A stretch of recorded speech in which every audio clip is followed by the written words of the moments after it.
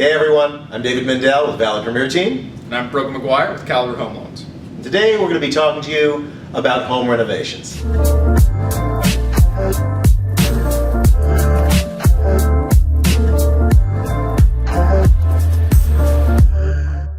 So David, another really important question I think most homeowners ask themselves is, what renovations are they really going to get their money back on?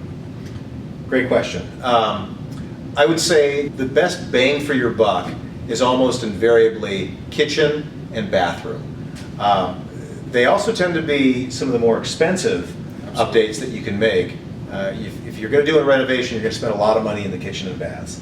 But that said, there are a lot of different places that you can update and a lot of different stages that a house can be updated in. You know, piggybacking off that, you mentioned the different stages of a renovation. When really is the right time for a homeowner to consider that? And what are some logistical challenges that you went through, you and Laura, as you were going through the process? So it really depends on the homeowner. There are several different stages at which you could begin a renovation.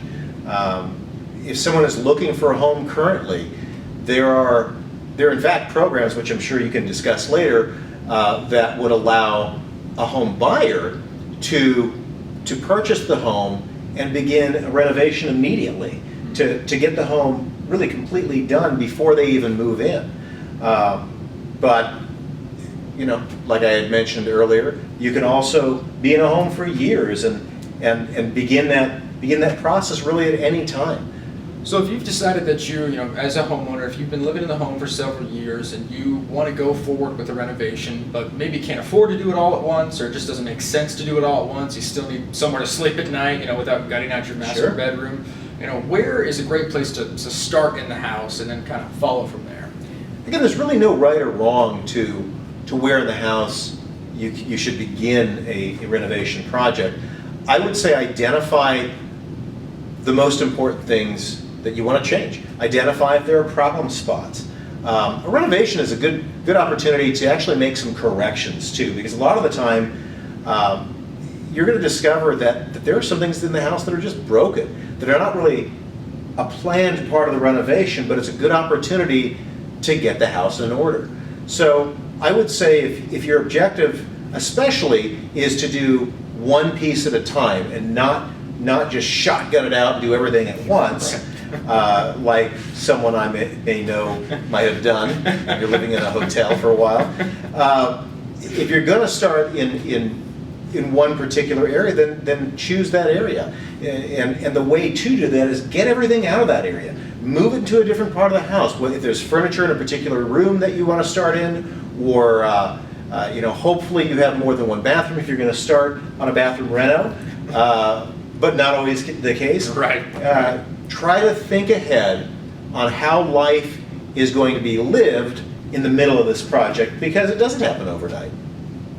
And as you mentioned, there are some difficulties with it. Especially trying to figure out where you're going to stay if you're going to go through all of this. Like I have one bathroom in my home. My home's historic, very old, very small. So if we were to do a bathroom renovation, well, we would be without a pot for a little bit of time. So where, what are some things that a homeowner should consider on why they may not want to renovate their home? Great question. Cost would, of course, be at the top of that. And when I say cost, I don't just mean affordability, although that should be a factor and a consideration as well. But you have to look at your position as far as, do I have equity in the home? Am I going to over-improve the home for the neighborhood? And what I mean by that is, you may have a wonderful home already and you say, well, I want to make it even nicer. I want to change this. But if the average home in your community is kind of where you're at and you over-improve it, then you're not going to get as much bang for the buck as if maybe you purchased one of the homes in the community that might need a little work and you bought it for less money, and this can actually help improve your value. So I would say just be cautious and really consider your equity position before you take on a huge renovation project. Count your cost. Count your cost before you start. That makes sense. It makes sense. I mean, you don't want to be adding a 2,000 square foot addition to a 4,000 square foot home if the average home in the area is 1,500 square feet. Correct. Correct. All right, and then how does a homeowner decide if they should bring a professional into the mix? You know, obviously there's a huge swing as far as workload on projects, from, you know, a massive kitchen reno to maybe installing some new flooring. You know, so what level of assistance do you think is necessary kind of across the board there? It's a great question, and a lot of homeowners really struggle with this because there are many projects that we might feel capable of tackling on our own, and maybe we can. I think it depends on a person's ability, a person's experience. If someone understands how to lay tile, there's no reason that they shouldn't do it themselves. However, I will say any kind of major addition, any kind of anything that would require a permit or that's going to get fairly expensive. My personal thing is if it's above $1,500 in cost, I'm going to want a licensed professional to handle that. If it's going to require a permit, I want the contractor to be able to deal with that. If it's going to require electrical, I want an electrician, a specialist that's not going to, you know, cause a potential fire in the home while I'm asleep later on. So, you know, just be sensible about it. If there are small projects that you can do, and you want to paint, great, paint. If you want to maybe do some tile work, that can be a fun project, and you can certainly improve the value. If you don't feel that you're able to do it well, my advice as a real estate professional, don't do it yourself. Because projects done poorly oftentimes can remove value from the house. It can end up being worse than if you just didn't start, you know, to begin with. That's a great point. That's a great point. Something else I wanted to touch on with that is, you know, I'm currently doing a little bit of home renovation on my home where we're replacing a fence. So on two sides of the lot, we're putting in a 6-foot block fence to replace an old wooden fence that should have been gone decades ago. A piece of that I don't think a lot of people realize how difficult it can be is the permitting process, especially right now in the, you know, current, you know, climate that we're in with COVID and everything else. It took 11 different phone calls to get one permit pulled for 120 feet worth of concrete fence. So you're saying you had it easy then? Yeah, exactly. Perfect. Exactly. That only took me 2 weeks just to get that pulled. And plus there's costs involved in the permits as well. You know, it's not a straightforward process. So those are some things to bear in mind before you even get to laying down the first brick. There's a lot of legwork up front. Now, that said, and it's a reasonable point to make, but remember, oftentimes anything worth doing is going to take some effort. Absolutely. And the end result can be fantastic. It can be that you end up with the home of your dreams. You can end up living in exactly what you envisioned before you even bought the home, maybe even better. But just understand that you should count your costs in the beginning. You should understand what you're getting into and have some reasonable expectations for yourself and for your family as you begin these projects. And with that, the finished project can be awesome. I think the final question I wanted to ask you today is, you know, obviously there's, you know, making your home your own is, I think, kind of a dream for a lot of people. Sure.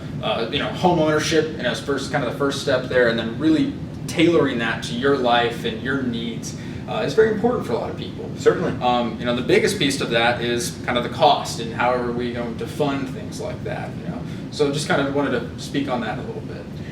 Great question. So first and foremost, in the current market that we're in, as crazy as things have been, a lot of people, I would dare say most people, are doing everything they can just to acquire the house.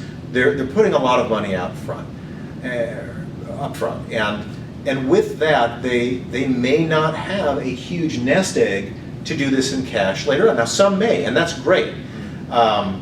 You know, you again should budget when you're considering, especially if you're beginning the process by buying a house. If you're in the process of buying a house that needs some work, there are some options I'm sure you can touch on. Absolutely. Different loan programs that would allow for home renovation. Some allow for structural changes, most allow for non-structural changes, and you can touch on that in a little while. But that's certainly one of the primary ways if you're talking in the beginning. If you're already a homeowner, you're staying in the home and you want to change, there may be some other options that you would have. different options like cash out refinances, things like that. So in fact, why don't you touch on some of that? Sure, absolutely. I mean, well, across the nation, but especially here in the Valley, in Phoenix, Arizona, we've seen a huge growth in equity in homes over the past 24 months.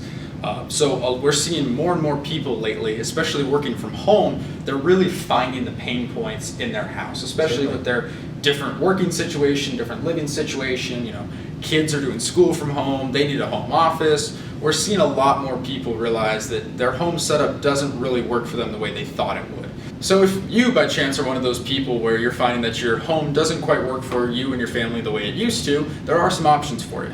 The first of which, like I said, is a cash out refinance, where you have all the flexibility to spend the money how you want it at your own pace, do some of the work yourself if you really wanted to.